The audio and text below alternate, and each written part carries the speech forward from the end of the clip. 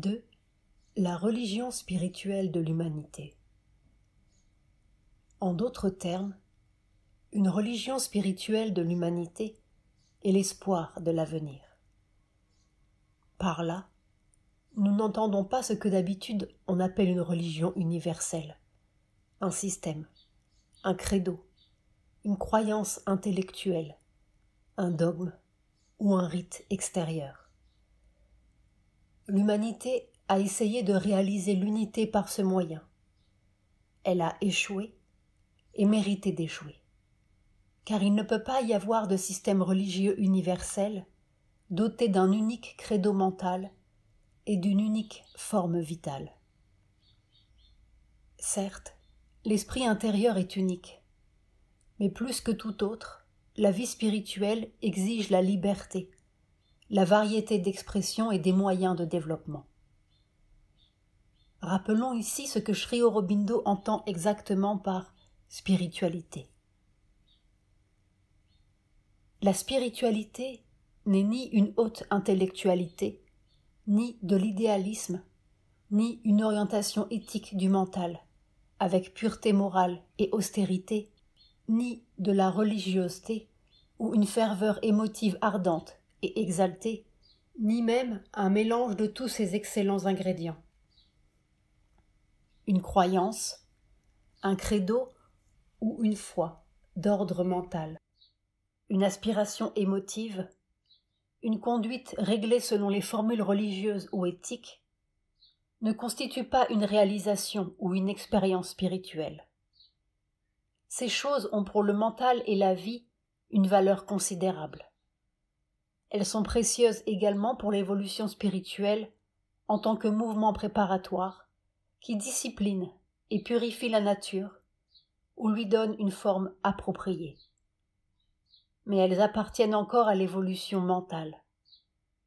Elles ne comportent pas encore le début d'une réalisation, d'une expérience et d'une transformation spirituelle. En son essence, la spiritualité est un éveil à la réalité intérieure de notre être, à un esprit, un moi, une âme qui est autre que notre mental, notre vie et notre corps. C'est une aspiration intérieure à connaître, à sentir, à être cela, à toucher la plus grande réalité au-delà de l'univers qui imprègne tout l'univers et qui habitue aussi notre être à être en communion avec elle, en union avec elle. C'est un tournant, une conversion, une transformation de notre être tout entier comme conséquence de l'aspiration, du contact, de l'union. C'est une croissance ou un éveil en un être nouveau, ou un devenir nouveau, un moi nouveau, une nature nouvelle. Notons que Sri Aurobindo distingue 4 parties dans l'être: le mental, le vital, le physique et le psychique. Le mental désigne la partie pensante. L'homme est principalement un être mental. Par vital, Sri Aurobindo désigne cette partie de l'être qui est le siège des impulsions, désir, appétit, passion et instinct. Le physique désigne les activités et réactions propres du corps. Sri Aurobindo emploie enfin le mot psychique, dans un sens très précis, pour désigner l'âme, l'élément permanent qui renferme l'étincelle divine et qui se réincarne suivant la tradition indienne. Ces 4 parties de l'être, souligne Sri Aurobindo, ont chacune leur conscience propre, chacune leur individualité complexe et une formation naturelle indépendante du reste. Le mental, le vital et le physique sont de simples instruments au service du centre psychique et doivent normalement conduire à sa découverte. Mais par spiritualité, nous n'entendons pas d'un esprit qui se détourne de la terre et de ses œuvres pour sa satisfaction séparée, mais cet esprit plus grand, qui dépasse la terre et les œuvres, et cependant les accepte et les accomplit. Une spiritualité qui embrasserait le rationalisme, l'esthétique, l'éthique, la vitalité et la matérialité de l'homme, son aspiration à la connaissance, son attirance pour la beauté, son besoin d'amour, son élan vers la perfection, son exigence de pouvoir et de plénitude dans la vie et dans l'être. Une spiritualité qui révélerait à ces forces mal accordées leur sens divin et les conditions de leur divinité, qui les réconcilierait toutes et illuminerait au regard de chacune le chemin qu'elles suivent à présent dans une demi-lumière ou dans l'ombre, en aveugle ou avec une vision défléchie, est une puissance que même la raison humaine, si indépendante, pourrait accepter, ou du moins être amenée à accepter un jour et à reconnaître comme son souverain, et à voir en elle sa propre lumière suprême, sa propre source infinie. Car finalement, telle se révèle indubitablement la marche logique ultime, l'inévitable déroulement, le couronnement de tout ce que l'homme s'efforce d'atteindre individuellement et socialement. Une religion spirituelle de l'humanité suppose la perception grandissante qu'il existe un esprit secret, une réalité divine en laquelle nous sommes tous un, que l'humanité est à présent sur la terre son plus haut véhicule, et que le genre humain et l'être humain sont les moyens par lesquels cette réalité se révélera progressivement ici-bas. Elle implique un effort grandissant pour vivre cette connaissance et instaurer sur la terre le royaume de cet esprit divin. Par la croissance de ce royaume en nous, l'unité avec nos semblables deviendra le principe gouvernant de toute notre vie. Pas simplement un principe de coopération, mais une fraternité plus profonde, un sens réel et intérieur de l'unité et de l'égalité, une vie commune à tous. 3. La signification spirituelle de la devise révolutionnaire. Dans cette perspective, les idéaux révolutionnaires acquièrent une toute autre dimension. La liberté, l'égalité, la fraternité sont 3 divinités de l'âme. Elles ne peuvent pas vraiment se réaliser par les mécanismes extérieurs de la société, ni par l'homme, tant qu'il vit seulement dans l'ego individuel et dans celui de la communauté. Quand l'ego réclame la liberté, il arrive à un individualisme compétitif. Quand il revendique l'égalité, il arrive d'abord au conflit, puis il tente de fermer les yeux sur les variations de la nature et ne connaît d'autre moyen que de bâtir une société artificielle et mécanique. Une société qui cherche la liberté comme idéal est incapable d'arriver à l'égalité. Une société qui cherche l'égalité sera obligée de sacrifier la liberté. Et parler de fraternité à l'ego, c'est parler d'une chose contraire, à sa nature. Tout ce qu'il connaît, c'est une association à la poursuite de fins égoïstes communes. Tout ce qu'il est capable de réaliser, c'est une organisation plus rigoureuse, afin de répartir également le travail, la production, la consommation et les plaisirs. Ainsi, tant que l'égoïsme restera maître de la nature humaine, le vrai sens de la devise révolutionnaire nous échappera. En ce qui concerne le principe de liberté, par exemple, le véritable sens du principe d'autodétermination, c'est que dans chaque être humain, homme, femme ou enfant, et aussi bien dans chaque collectivité humaine distincte, en croissance ou en pleine maturité, à demi développé ou adulte, il y a un moi, un être qui a le droit de croître à sa manière propre, de se trouver, de faire de sa vie un instrument complet et satisfait, une image complète et satisfaite de son être. Mais ce principe ne peut prévaloir que s'il est compris dans un sens juste du moi, de ses besoins et de ses exigences. Le premier danger qui menace le principe d'autodétermination, de même que tous les autres principes, c'est qu'il peut être interprété, comme la plupart des idéaux de notre existence humaine dans le passé, à la lumière de l'ego, de ses intérêts et de sa volonté d'atteindre sa propre satisfaction. Ainsi interprété, il ne nous mènera pas plus loin qu'auparavant. Nous atteignons un point où notre principe tourne court, nous trahit, se transforme en une affirmation fausse ou à moitié vraie, en une convention formelle qui recouvre des réalités tout à l'opposé de lui-même.